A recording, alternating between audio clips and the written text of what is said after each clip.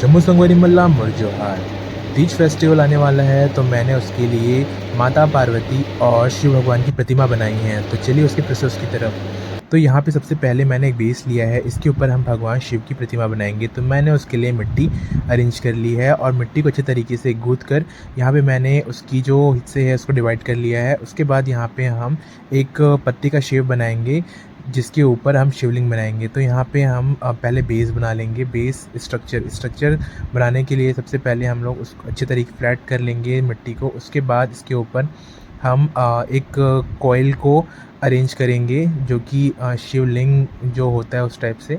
तो आप देख सकते हैं किस तरीके से मैं हल्का सा होल्ड कर रहा हूँ। उसके ऊपर मैं डंडी काड़ी की सहायता से यहाँ पे शिवलिंग बनाने के बाद यहाँ पे जो उसके साइड की जो पोर्शन होते हैं उसको हम अरेंज कर लेंगे। इसके बाद हम जो एक्स्ट्रा मिट्टी है उसको हटा लेंगे और जो गैप है वहाँ पे भी हम लोग कॉइल डाल के एडजस्ट कर लेंगे। उसके बाद जो नीचे का पोर्शन है उसको शेप में ला लेंगे। तो एक साइड का शेप थोड़ा सा नैरो था, तो मैंने उसको थोड़ा सा वाइड चौड़ा किया है। इस तरीके से हम शिवलिंग बना लेंगे।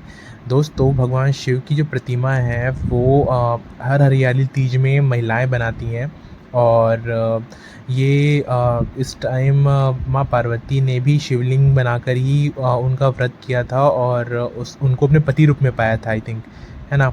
तो ये ऐसे कुछ स्टोरी है इनके पीछे। तो मैंने सोचा क्यों ना मैं भी ये मूर्ति बना लूँ। और चूँकि हमारे घर में भी ये तीज का फेस्टिवल बहुत अच्छे से मनाया जाता है, तो उसके लिए रिक्वायरमेंट थी इसकी, तो मैंने सोचा चलो मैं बना लेता हूँ।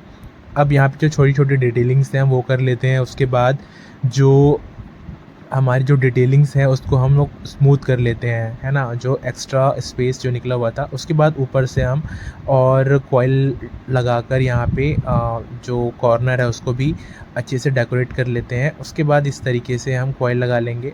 अब हम इसको अच्छे तरीके से एडजस्ट करने के बाद इसमें कुछ डिज़ाइन भी ड्रॉ कर लेंगे और इसको अच्छे तरीके से स्मूथ कर लेंगे। तो हमारा शिवलिंग जो रेडी हो चुका है। अब यहाँ पे हम नाग देवता बनाएंगे। तो यहाँ पे वासुकी नाग जो है हम इनको बनाएंगे। उसके बाद आप देख सकते हैं किस तरीके से मैंने वासुकी नाग बनाया है और इसको भी हम पत्ते के शेप में बनाकर इसको वो मोड़ कर, है ना, जैसे एक पत्ता होता है ना, उसको हम थोड़ा सा टिल्ट करके हम लोग शेषनाग वासुकी नाग बना सकते हैं। उसके बाद उनकी जो आँखें हैं हमने वो बना ली है।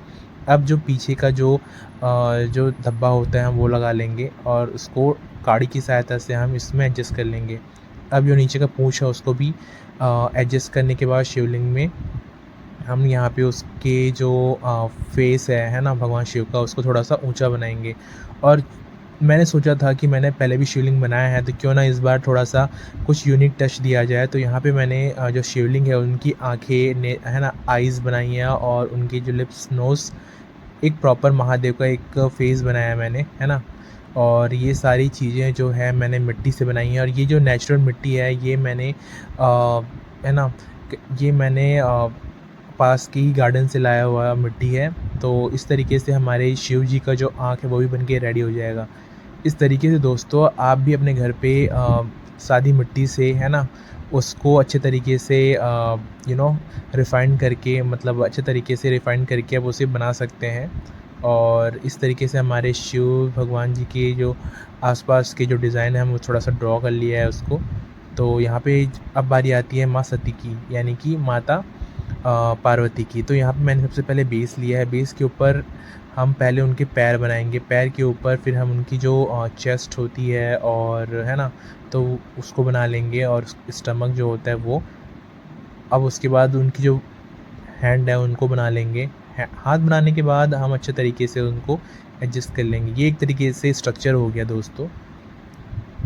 अब हम उनका जो गला है वो और फेस मैंने पहले से बना के रखा हुआ था और अब इसको हम एक दूसरे बेस के ऊपर एडजस्ट करेंगे। तो ये स्ट्रक्चर बन चुका है। अब बारी है हमारी जो मूर्ति है उसको फिनिशिंग करने की, है ना। तो हम धीरे धीरे इसको स्मूथ करते जाएंगे। उसके बाद ये अच्छे तरीके से स्मूथ हो जाएगा और ये कुछ इस तरीके से दिखेगा। तो हमारी माता सती रेडी हो चुकी है, यानी कि माता पार्वती। तो दोस्तों, ये वीडियो आपको अगर थोड़ा भी अच्छा लगा तो आप मेरे इस वीडियो को एक लाइक कर दीजिए और साथ ही साथ मेरे चैनल को सब्सक्राइब भी कर दीजिए आने वाले मोर अपडेट्स के लिए। और अपने फैमिली और फ्रेंड के साथ इसे शेयर भी कर दीजिए। धन्यवाद।